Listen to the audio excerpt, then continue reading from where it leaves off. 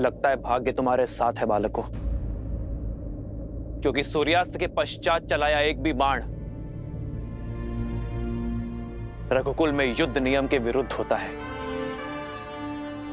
आज एक सूर्यवंशी के विरुद्ध तुम्हारी ढाल साक्षात सूर्यदेव बनकर आए हैं। नियति तुम्हें अंतिम अवसर दे रही है बालकों। जाओ, जाकर अपनी माता को सत्य बताओ। यदि कल सूर्योदय होने पर तुम दोनों के हाथों में धनुष दिखे तो उसी क्षण हट और हटी दोनों का अंत कर दूंगा।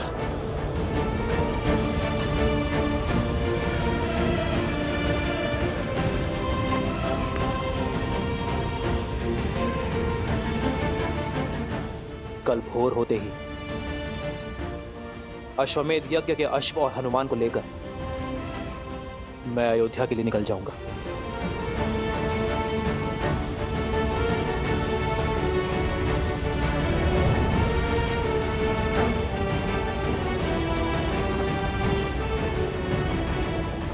जाओ और जाकर हर भूल के लिए अपनी माता से क्षमा मांगो।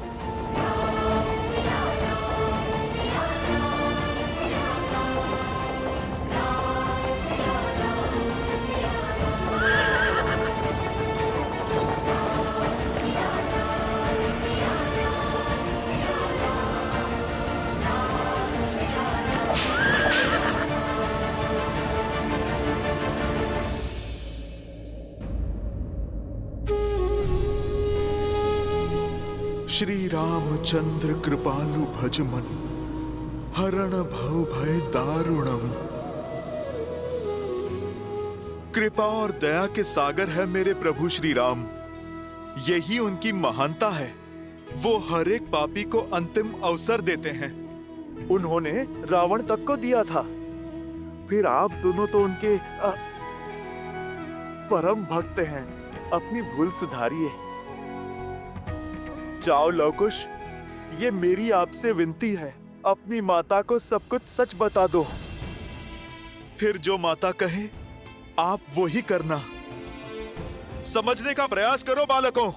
आज जो बाण रुक गए वो जलंधर अवश्य चलेंगे और वो प्रहार रघुकुल के मस्तक पर सबसे बड़ा कलंक होगा। जाओ, आप अपनी माता से बात करो। यदि बता नहीं सकते तो उन्हें यहाँ पर ले आओ। हर समस्या का समाधान स्वयं हो जाएगा बालकों।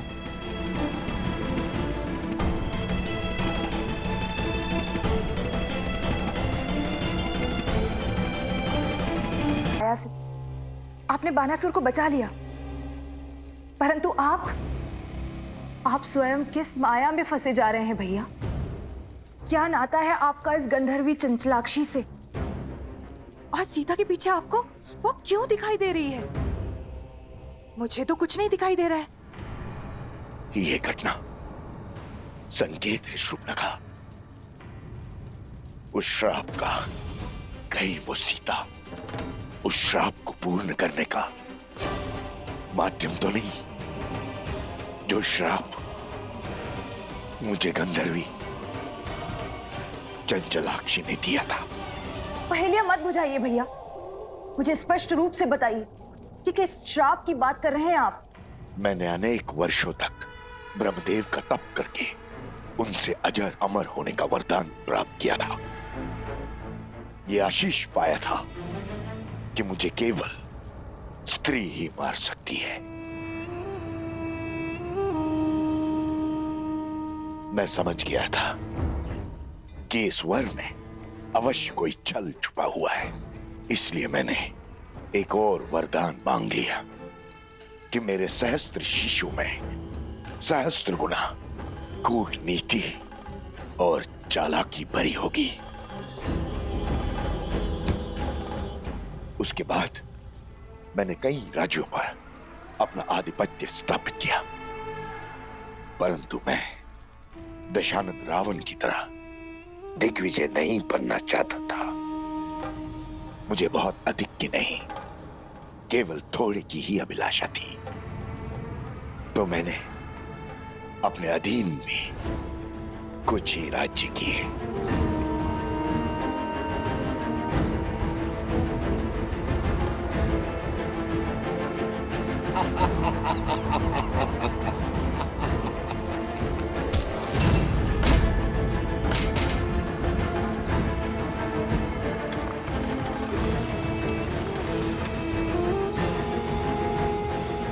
ये है हर किसी को अपने सामने झुकने पर विवश कर देने वाले सहस्त्र मुख।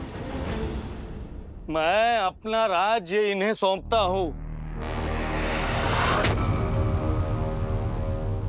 आज से यहाँ की हर वस्तु हमारी है। जाओ, हर रत्न, हर आभूषण, हर मूल्यवान वस्तु ले आओ हमारे समक्ष।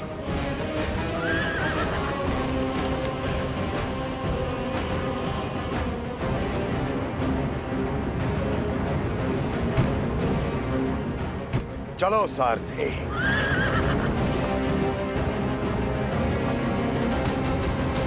छोड़ो मुझे, छोड़ दीजिए, क्या कर रहे हैं? छोड़ दीजिए।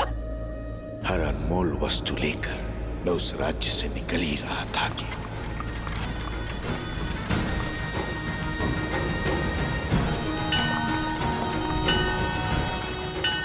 रुको सारथी।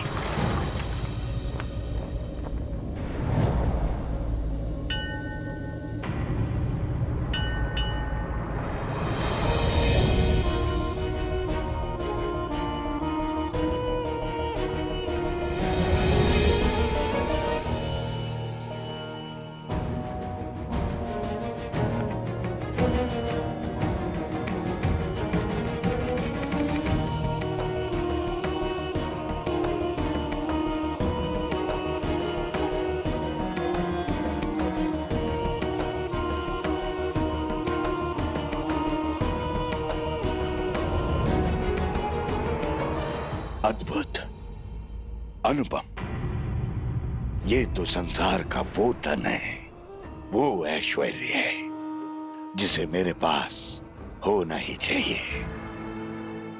इसे न भोगा, इसे न पाया तो वरदान का लाभ क्या।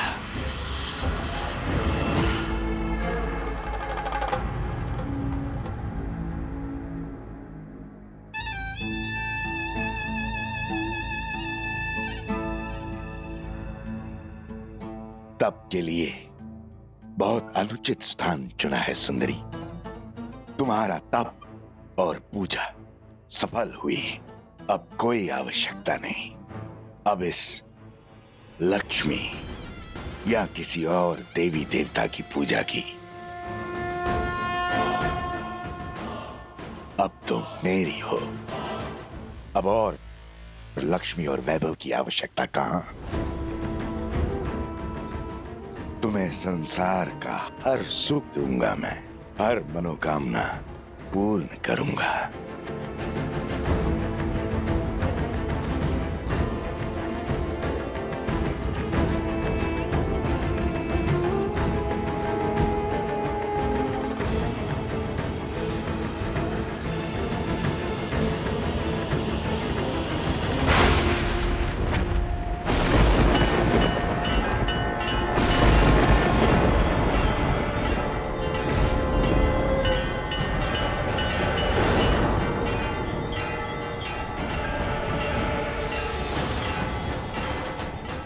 तुम्हारे स्पर्श ने मुझे अपवित्र कर दिया है सहस्त्रमुख।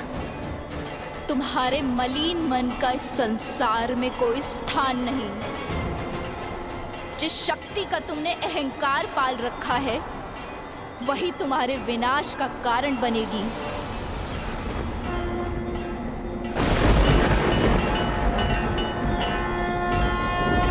विनाश और मेरा ब्रह्मा का वरदान प्राप्त है मुझे।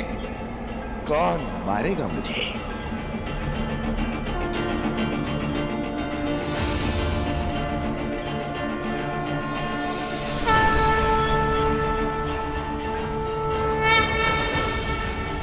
मैं गंधर्वी चंचलाक्षी, जिसके पावन तप को तुमने अपवित्र किया है, मैं तुम्हें श्राप देती हूँ। यदि मेरे माँ के प्रति भक्ति सच्ची है तो मुझे हर पुण्य मिल जाएगा, और जिस माँ लक्ष्मी की पूजा में तुमने विघ्न डाला है, एक दिन उन्हीं का रूप तुम्हारा अंत करेगा सहस्त्रमुख। उन्हीं के स्वरूप से तुम्हारा सर्वनाश होगा।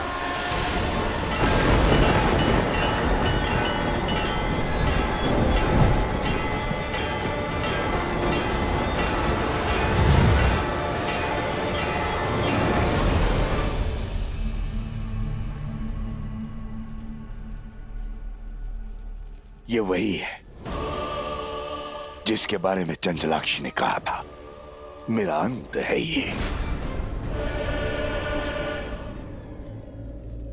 संसार को भ्रम के जाल में फंसाने वाले मेरे भैया आज स्वयं एक भ्रम से भयभीत हो रहे हैं। शांत हो जाइए भैया, ये वो नहीं है जो। ये वही है, ये वही है, और भय भ्रम से नहीं, श्राप से है मुझे। उसने कहा था कि लक्ष्मी धरती पे जन्म लेगी, और फिर वो लक्ष्मी में समा गई थी। कहीं संसार का संदेह सत्य तो नहीं? कहीं सीता लक्ष्मी का रूप तो नहीं?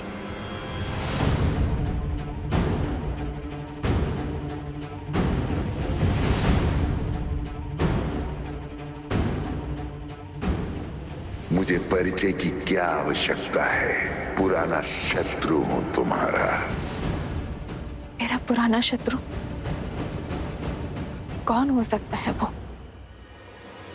जो पुनः लौट कर आया है? किंतु मेरी मृत्यु से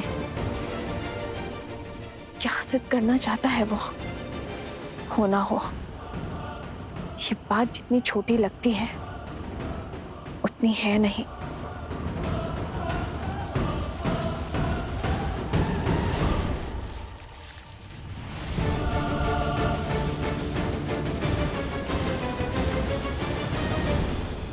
रावण के कानों में भी यही बात पड़ी थी ना।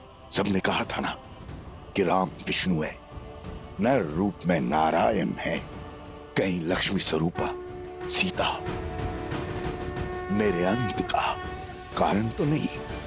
कदाचित तभी न रावण राम का वध कर पाया और न ही सीता का स्पर्श। भैया, बल के पर्याय सहस्त्रमुख रावण हैं आप। यदि आप निर्बल हो जाएंगे तो हमारे कुल की शक्ति कौन बनेगा?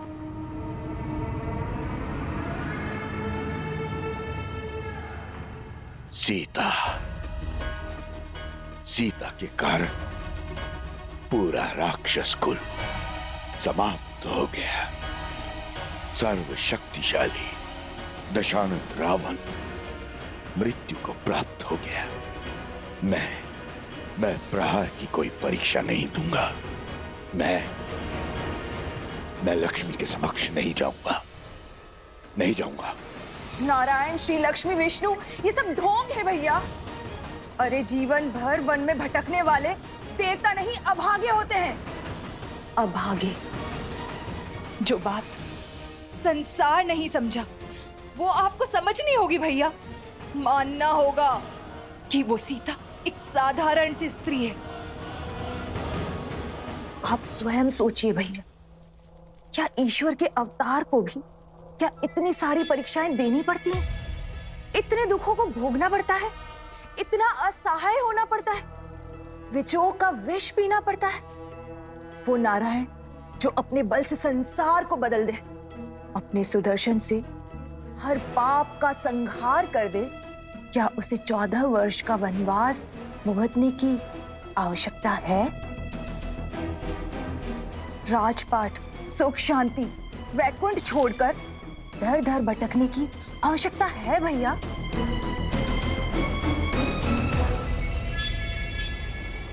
और जिसे आप लक्ष्मी समझ रहे हैं, जिसके भय से थर थर कांप रहे हैं, वो पूरे 1 वर्ष तक हमारे भैया की बंदी रही। यदि वो लक्ष्मी का रूप होती तो क्षण भर में तो लंका से अंतर्ध्यान हो जाती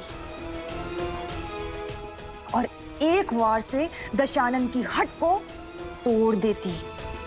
ब्रह्म को बल पर हावी मत होने दीजिए भैया, तनिक सोचिए। तो फिर सीता के पीछे मुझे उस चंचला की छवि क्यों दिखाई दी?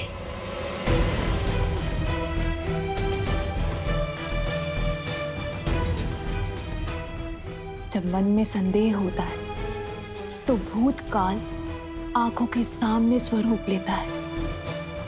ये सब विचारों का खेल है भैया, और कुछ भी नहीं। इस अनर्थ का अर्थ खोजना बंद कीजिए भैया और प्रहार का नाद आरंभ कीजिए भैया।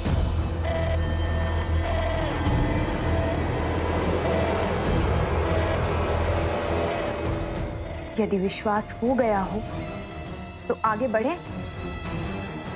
हमारा अगला दांव शीघ्र, अति शीघ्र चलना होगा हमें भैया।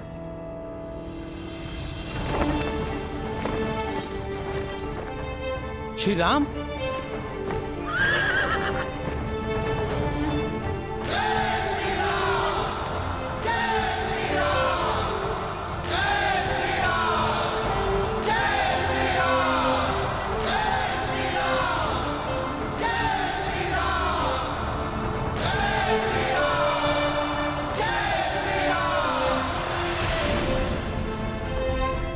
मैं आप सभी के भावों को समझता हूं, किंतु सर्वप्रथम मैं अपने भाइयों और मित्रों से मिलना चाहता हूं। कहां है वो?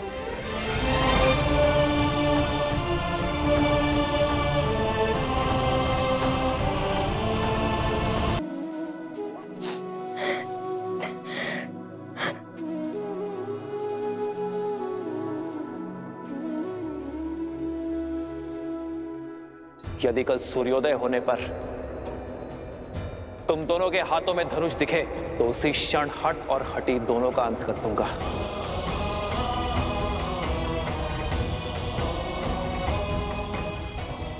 कल भोर होते ही अश्वमेध यज्ञ के अश्व और हनुमान को लेकर मैं अयोध्या के लिए निकल जाऊंगा। भैया, अब क्या होगा? रामायण कैसे संपूर्ण होगी? अब तो हम हार गए श्री राम से। हमें अश्व लौटाना ही होगा। अश्वमेध यज्ञ संपूर्ण होने का अर्थ है हमारी प्रतिज्ञा पूर्ण रहना। वो प्रतिज्ञा जो हमने देवी सीता और श्री राम को साथ मिलवाने के लिए ली थी। यदि सिया राम ही साथ नहीं आएंगे तो राम राज्य कैसे आएगा?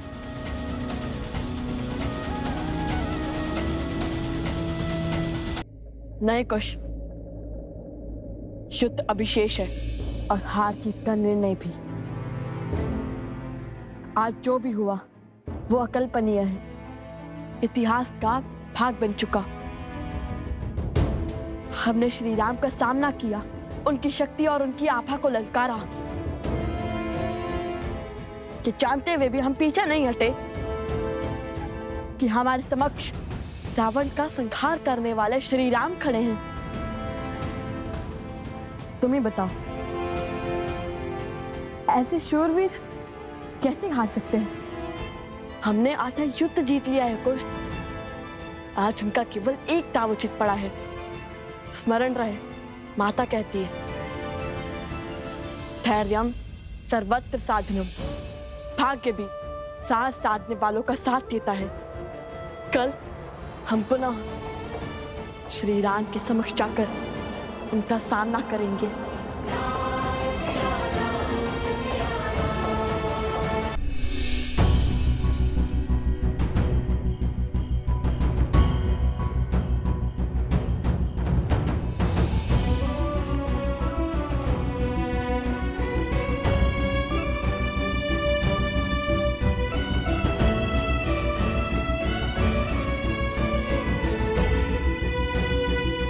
मैं कुछ क्षण एकांत में अपने भाई और मित्रों के साथ रहना चाहता हूं। जो आज्ञा महाराज।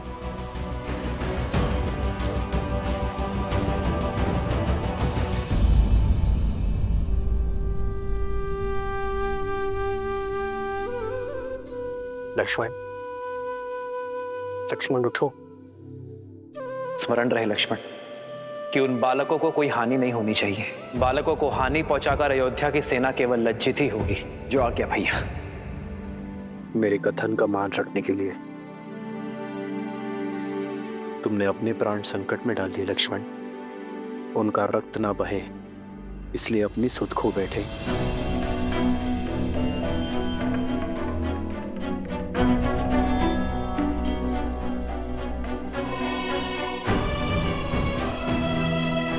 शत्रुघ्न,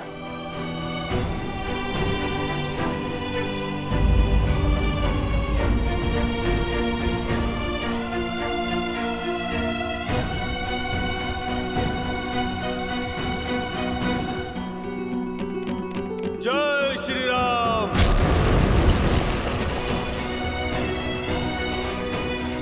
अपने भाई के पापों को पीछे छोड़ आपकी शरण में आया हूं प्रभु। मुझे स्वीकार कीजिए प्रभु। विभीषण,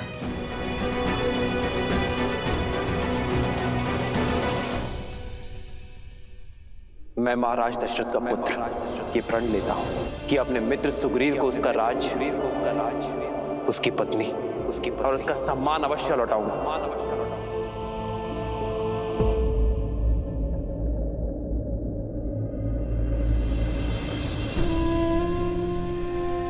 भरत, भरत मेरे भाई, उठो भरत, तुम्हारे राम भैया आए हैं। जाओ भरत, बिना किसी बंधन के जाओ। चाहे अब उन दो बालकों को जो दंड देना पड़े दो, और अयोध्या का अश्वमेध यज्ञ पूर्ण करो। स्मरण रहे, माता कहती है, धैर्यम सर्वत्र साधनम। भाग्य भी साथ साधने वालों का साथ देता है। कल हम पुनः श्री राम के समक्ष जाकर उनका सामना करेंगे। किंतु सत्य तो ये भी है ना भैया, यदि आज सूर्यास्त नहीं हुआ होता तो हम जीवित नहीं होते। नहीं भैया, मैं भयभीत नहीं हूँ, मृत्यु का भय नहीं है मुझे। मैं तो केवल ये बात सोचकर व्यथित हूँ कि यदि आज हमें कुछ हो जाता तो माता का क्या होता। उन्होंने अपना पूरा जीवन अकेले बिता दिया, हमारे होने के आभास के साथ निकाल दिया, किंतु शेष जीवन किसके सहारे बिताती।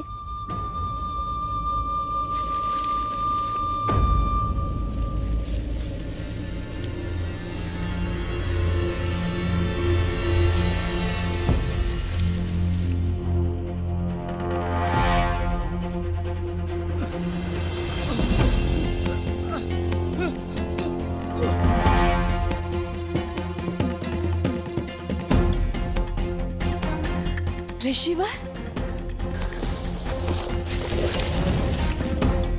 ऋषिवर, क्या हुआ आपको? उठिए।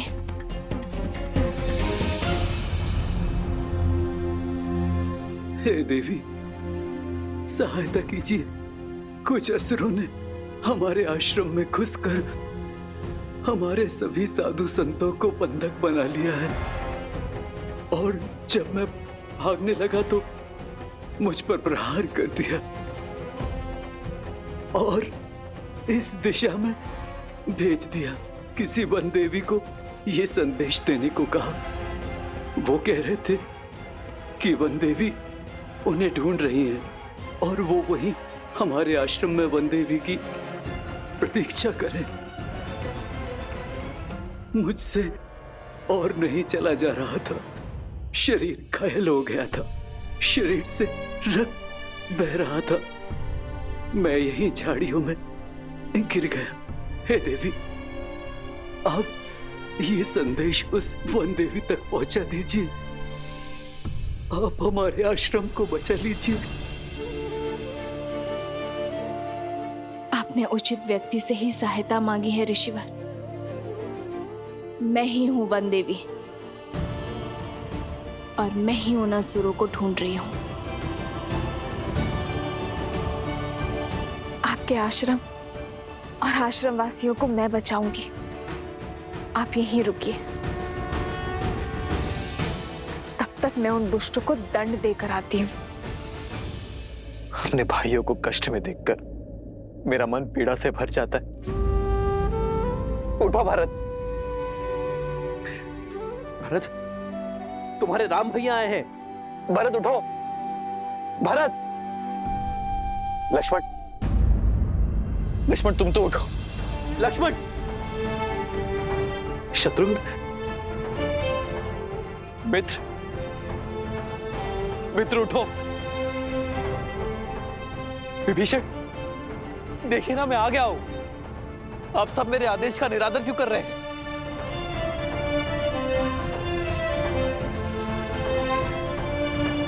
अब सब शुभ होगा। तुम्हारे सम्मान को क्षति पहुंचाने वाले उद्दंडियों को दंड अवश्य मिलेगा। बस आप सब अपने नेत्र खोलिए, मुझसे बातें कीजिए। जितनी पीड़ा में आप सब हैं, उससे अधिक पीड़ा मैं उन्हें दूंगा।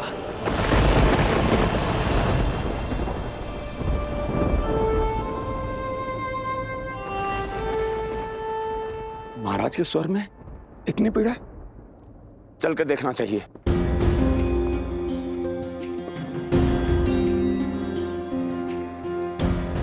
वैद्यराज, आप तो इतने दिनों से इनका उपचार कर रहे हैं, तो फिर ये ठीक क्यों नहीं हो रहे हैं? ऐसी कौन सी औषधि है जो उपलब्ध नहीं है? आप मुझे बताइए, मैं वो औषधि लेकर आऊंगा। आप बस इन्हें स्वस्थ कर दीजिए वैद्यराज। मेरे भाइयों, मेरे मित्रों को स्वस्थ कर दीजिए। महाराज, जिन अस्त्रों का वार इन पर हुआ है वो असामान्य अस्त्र है। हम उन्हीं अस्त्रों की काट खोज रहे हैं। इनकी सुध लौटाने के लिए हमें तनिक और समय चाहिए।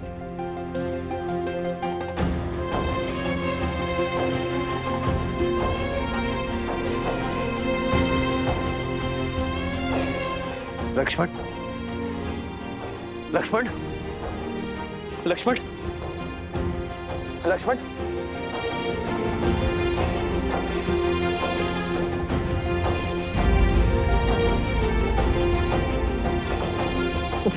भरत,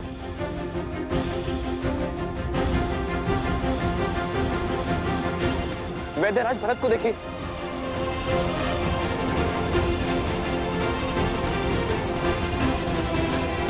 उपवैद्य, सभी जड़ी बूटियां अति शीघ्र ले आओ। इसी क्षण हमें इनके प्राण बचाने होंगे, अन्यथा अनर्थ हो जाएगा।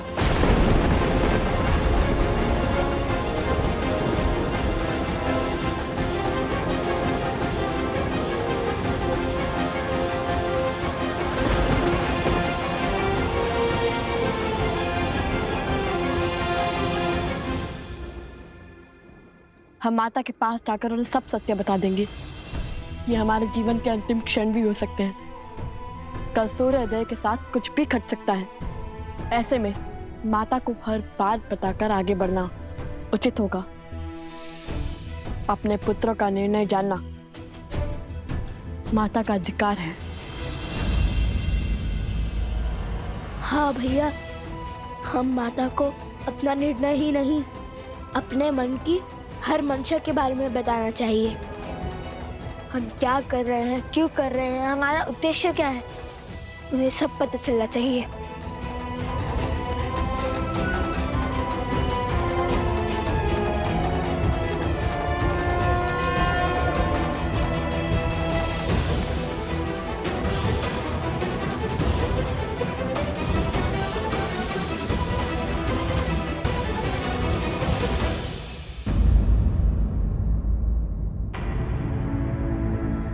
आओ सीता, भीतर आओ।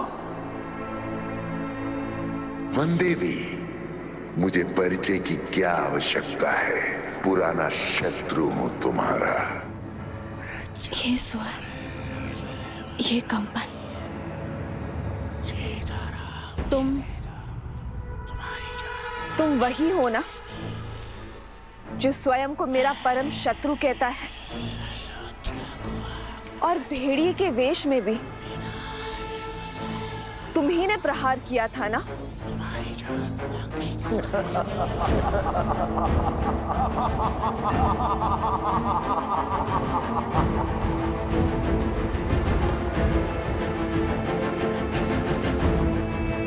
अद्भुत सौंदर्य के साथ साथ चतुर भी हो। वो संदेह, वो प्रश्न जो तुम्हें यहां खींच के लाया है, उनके उत्तर पाने का समय आ गया है।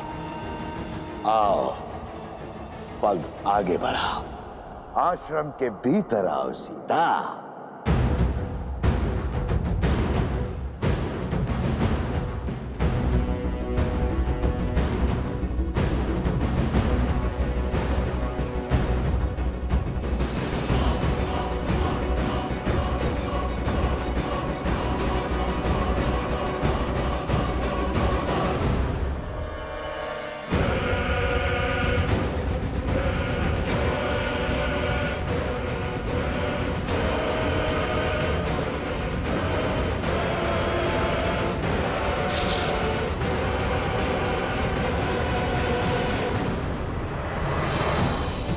माता, माता, माता, माता।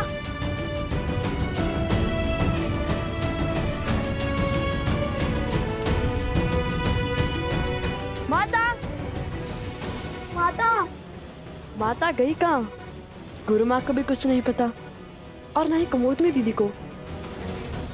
ऐसे बिना किसी को बताए माता का चले जाना स्वाभाविक तो नहीं है। माता, आप वहाँ है क्या? भैया, आप माता को वहाँ देखिए, मैं यहाँ देखता हूँ।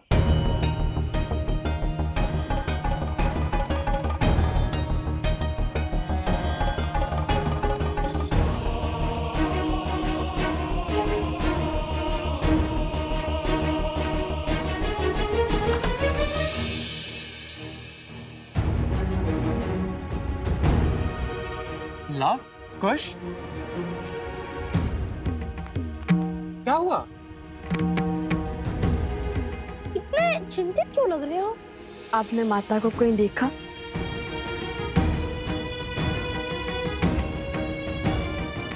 वनदेवी का तो संदेह से कुछ पता ही नहीं है। आश्रम से बाहर निकली थी, भैया ने देखा था, तब से लौटी ही नहीं।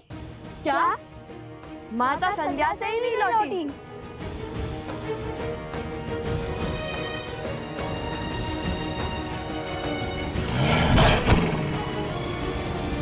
अपने द्वंद में हम इतने व्यस्त हो गए कि माता की विपत्ति से विमुख ही हो गए। नहीं भैया, हमारे होते हुए हमारी माता पर विपत्ति आ जाए तो हमारे जीवन का क्या अर्थ, हमारे श्वासों का क्या लाभ? चलिए चलकर माता को खोजते हैं। रुको, वन देवी का आदेश है कि कोई भी आश्रम से बाहर नहीं जाएगा। हमें उनके लौटने की प्रतीक्षा करनी होगी। माता का आदेश और माता की रक्षा में से यदि हमें कुछ भी चयन करना पड़े, भले ही माता का आदेश भंग करने का पाप क्यों ना लगे, हम उनकी रक्षा करना चुनेंगे। माता के प्राण संकट में हैं और आप उनके पुत्र से प्रतीक्षा की परीक्षा ले रहे हैं। बताइए, कब तक करेंगे प्रतीक्षा? किसी अनिष्ट की सूचना आने तक या माता को खो देने तक? नहीं, लव कुश कायर नहीं। हम जा रहे हैं अपने माता को खोजने।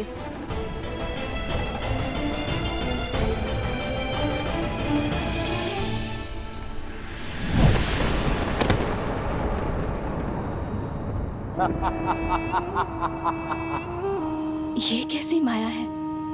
मेरी तनिक सी माया को नहीं पहचान पा रही हो सीता, तो मुझे क्या पहचानोगी?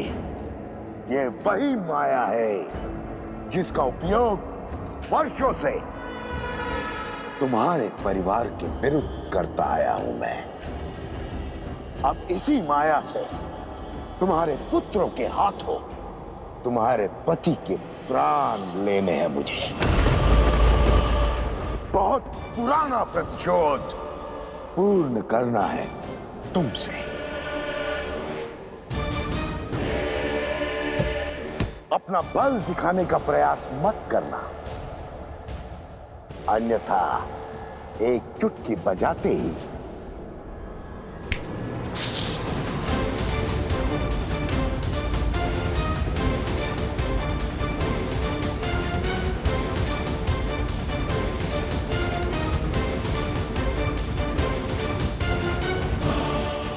नहीं, ब्राह्मण हत्या महापाप है। मत करो ये ब्रह्म हत्या।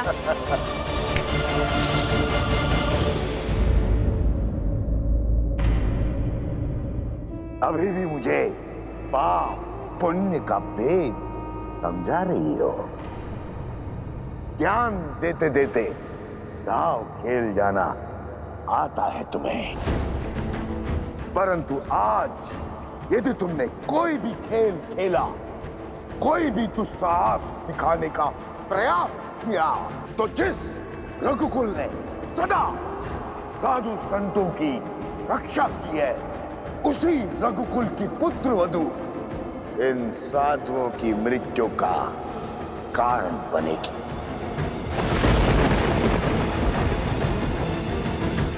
इनके वध की साधन बनेगी और साक्षी भी।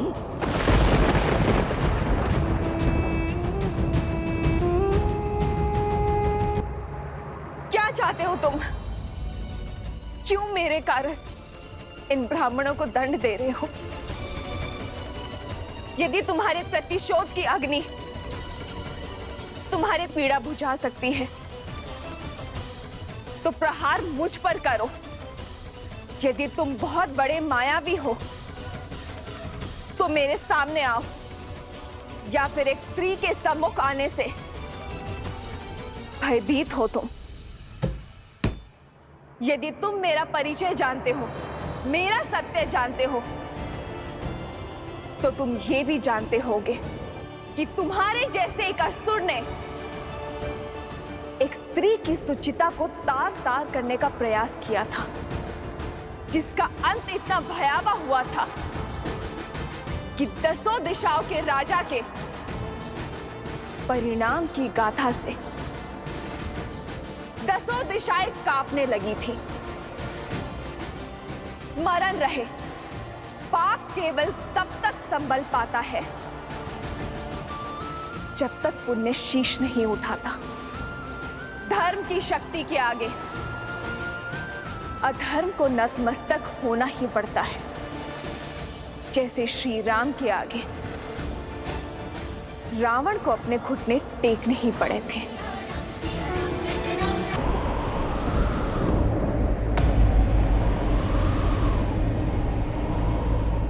वो दशानंद रावण था, किंतु मैं सहस्त्रमुख रावण हूं। सहस्त्रमुख रावण।